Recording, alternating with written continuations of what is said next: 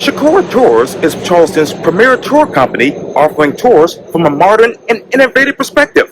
Today, I talk one-on-one with the founder and owner of Chicora Tours, Nick Pasquinelli, for this edition of Quintin's Close-Ups. And if you haven't already, subscribe to my YouTube channel and like Quintin's Close-Ups on Facebook.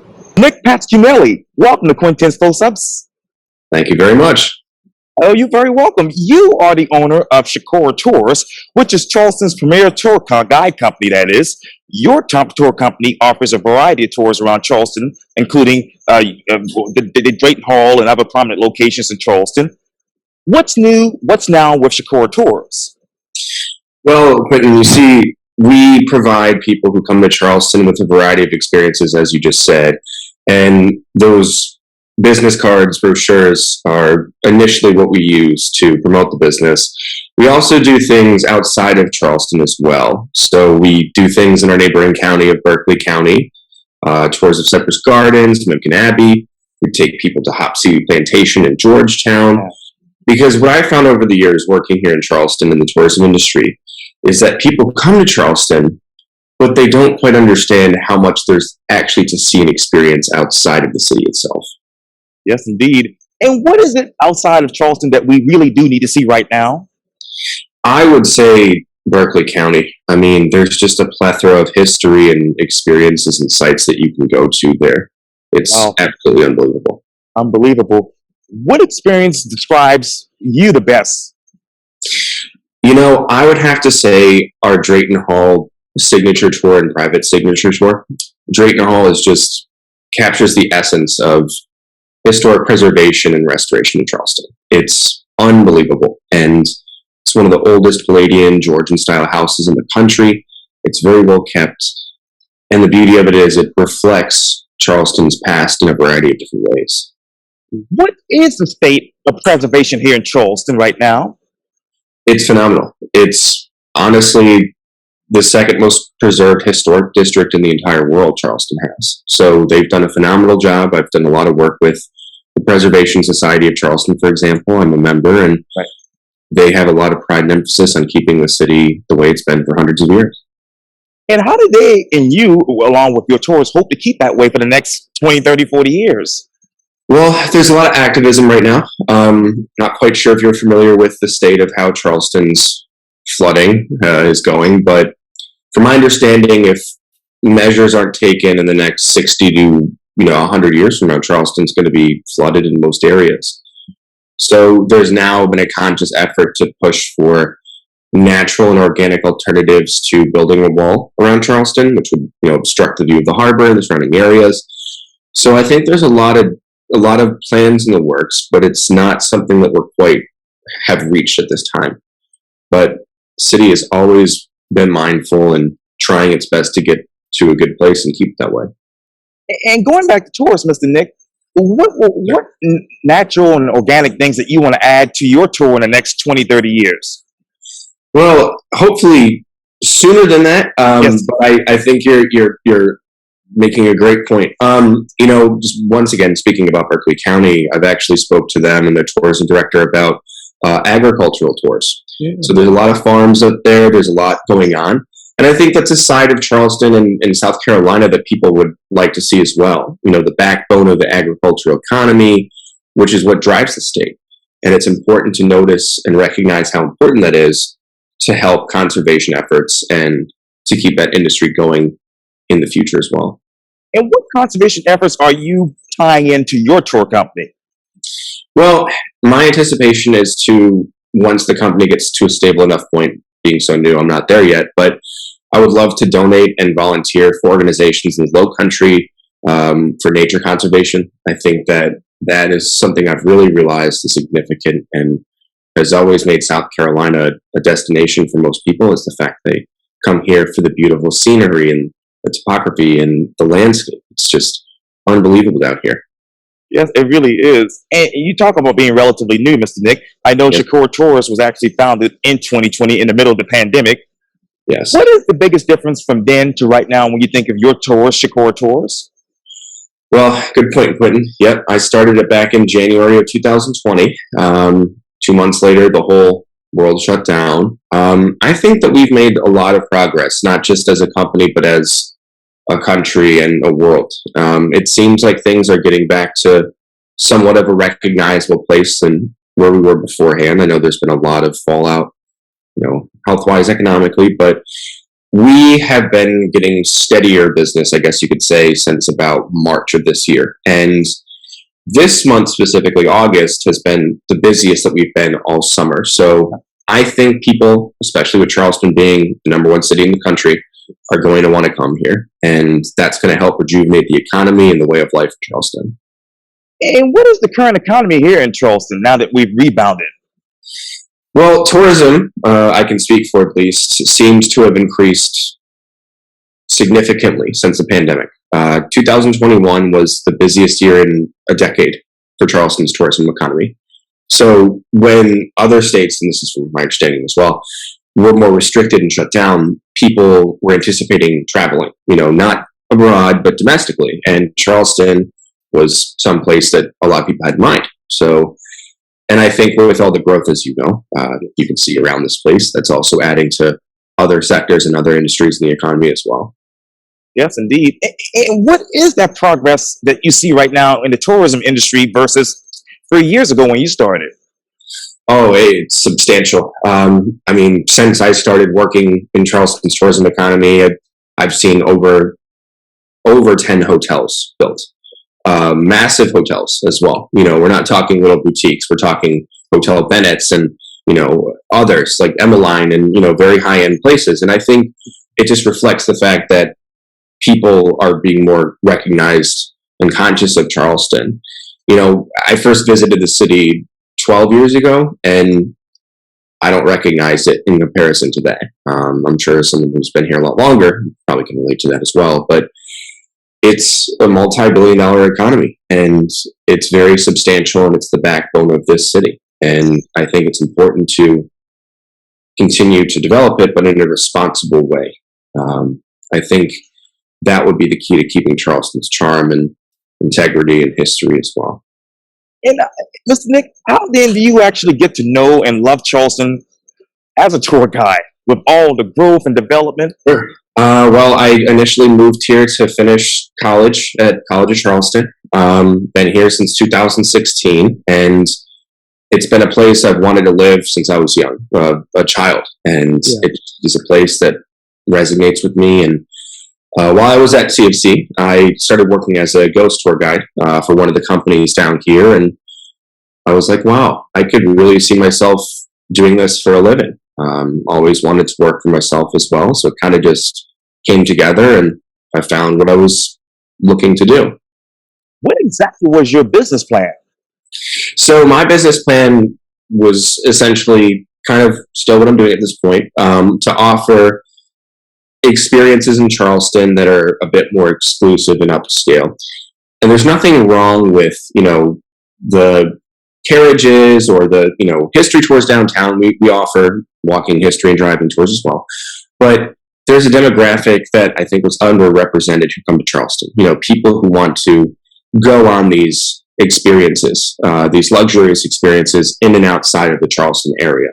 So that was more of what I was appealing to. And it seems to have been working out thus far, so hopefully that will continue to be the case. So what is your target market right now? I would say my target market right now is going to be the demographic of people, I would say about 35 and over. We're definitely trying to appeal to younger people as well, people under 30. So what we've been kind of doing to do that, like most people in the world, is social media. We're on TikTok, we're on Instagram, Snapchat, and it seems to have been somewhat successful. Like any new business, it takes time, but my goal is to, bring Charleston to people in that younger demographic as well. I hate to ask this silly question, but does this city meet your tour needs? I think it absolutely does. And I think that integrating the other, outside areas, aside from just the city of Charleston, is what's been helpful for us as well. But I think most certainly it does. And I think that it will continue to do so. And since that time, Mr. Nick, how many guests have you actually served in this capacity? I would say at this point, since we really started to pick up in about March, we've probably done, I would say, close to 200 people at this point.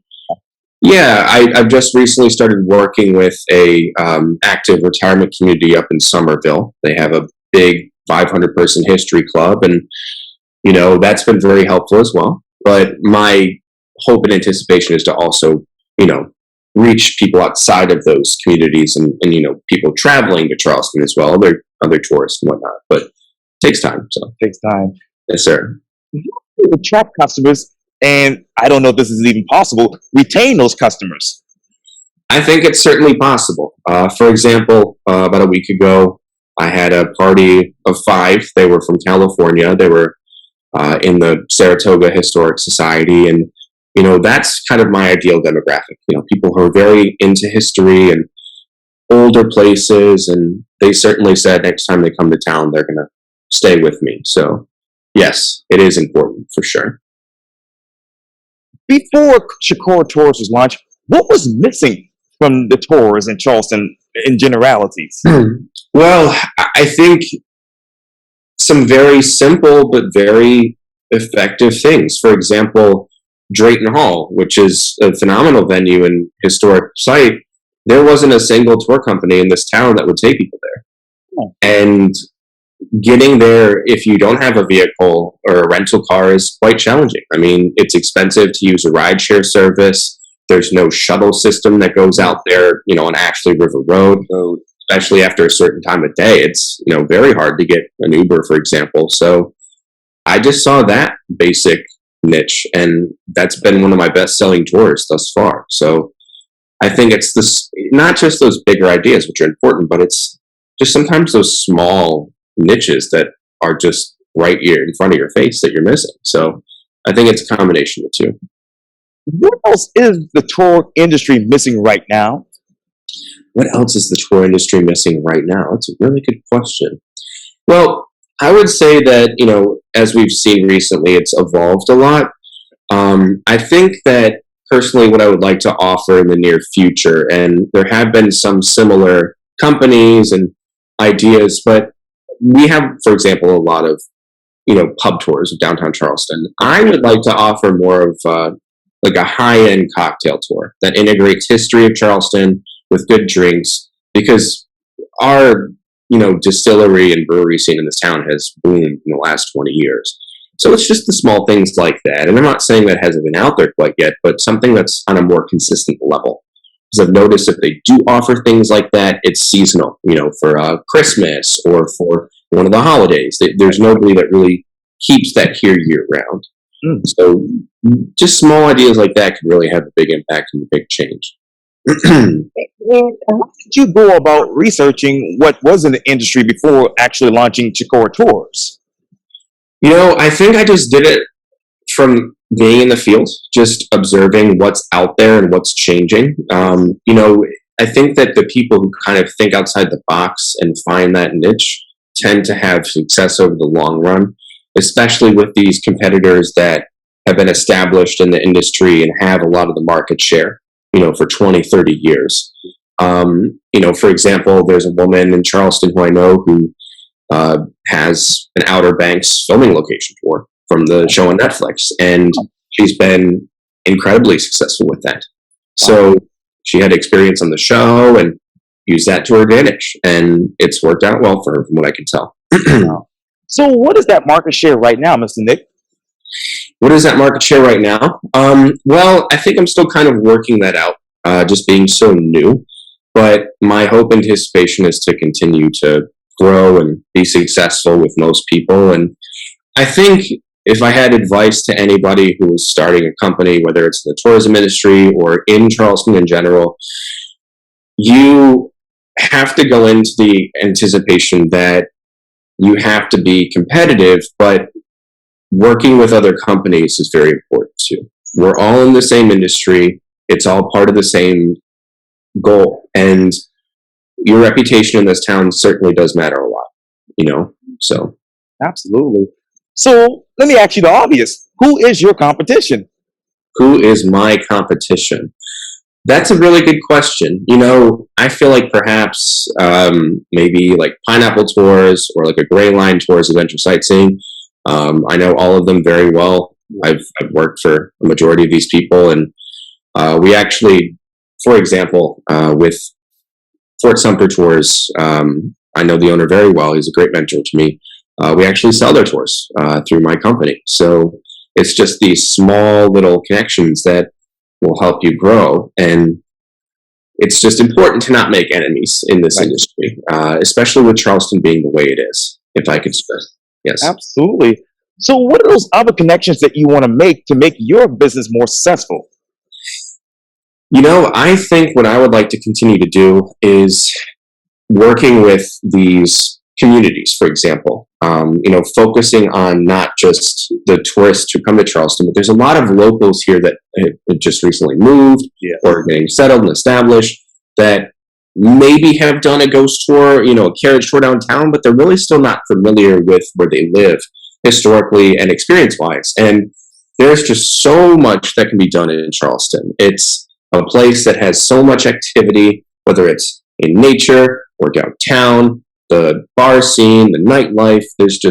You could do something new every day. And I think representing not just the tourists, but the locals is something that means a lot to me. So, how many locals do you hope to retain as far as customers from that aspect?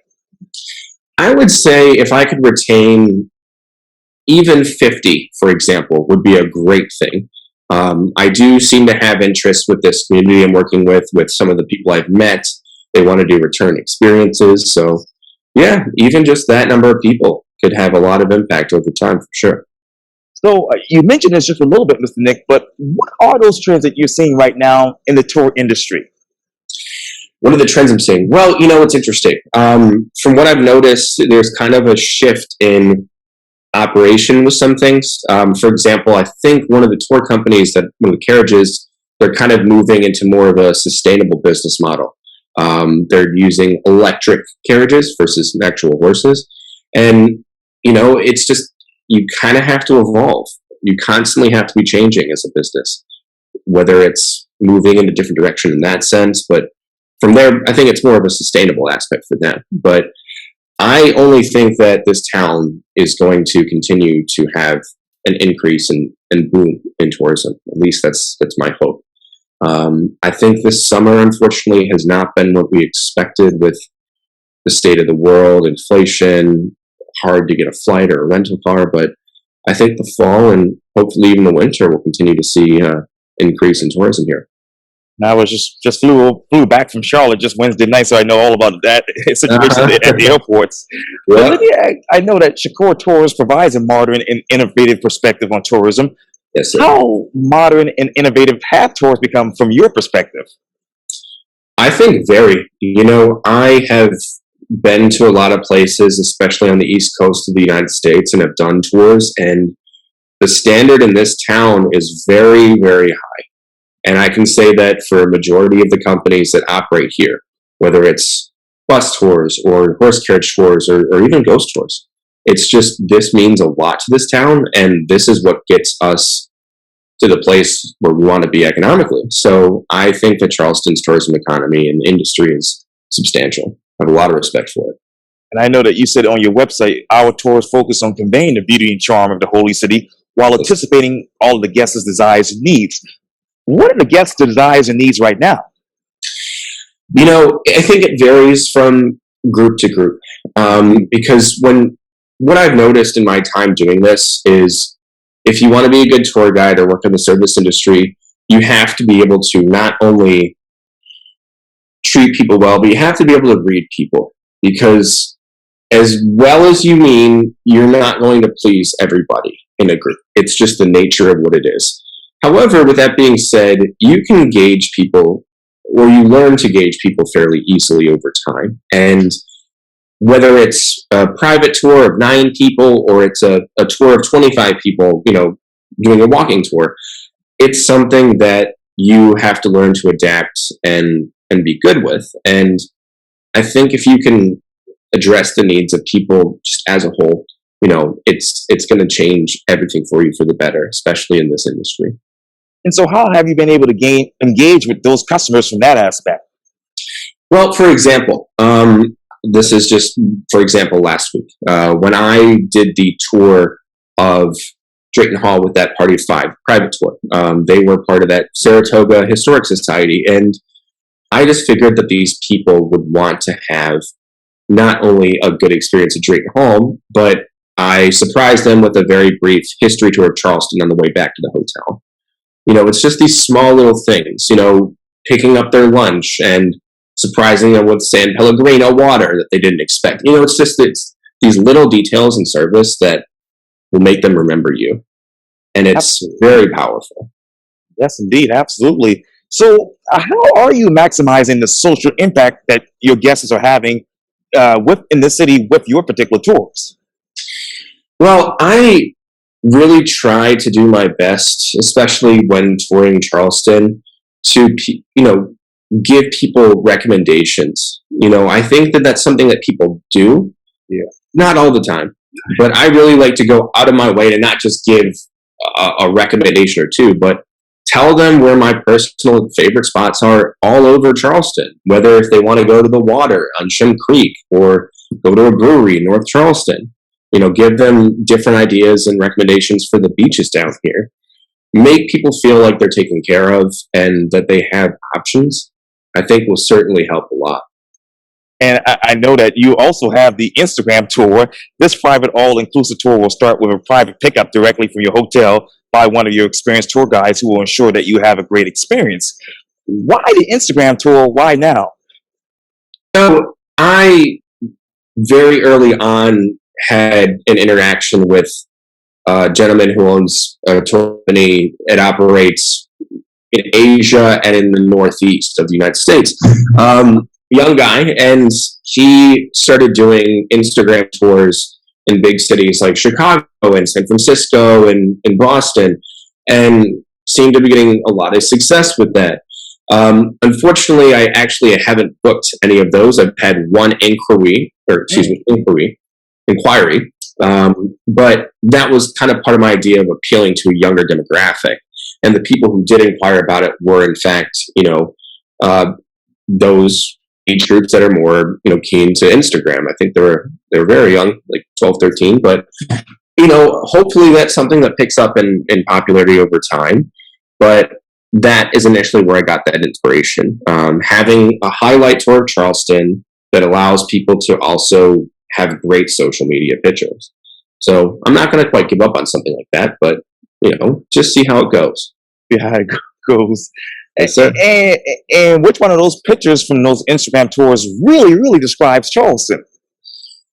Wow, that's a hard question. I think that Rainbow Row is definitely one of them. It's not only one of the most popular places in downtown Charleston, but it's a place that is so close to the Battery and the deeper parts of South of Broad. And then you have Broad Street, the Exchange Building down the road. It's just in such an important location for Charleston.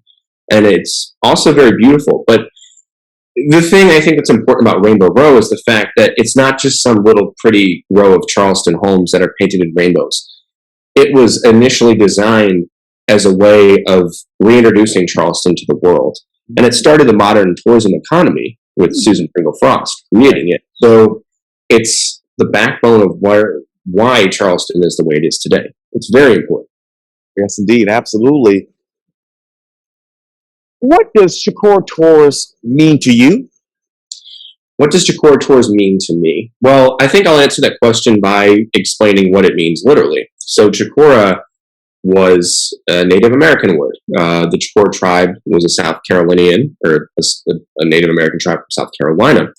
And what it means is land of the healing breeze. It was the first name of the state of South Carolina.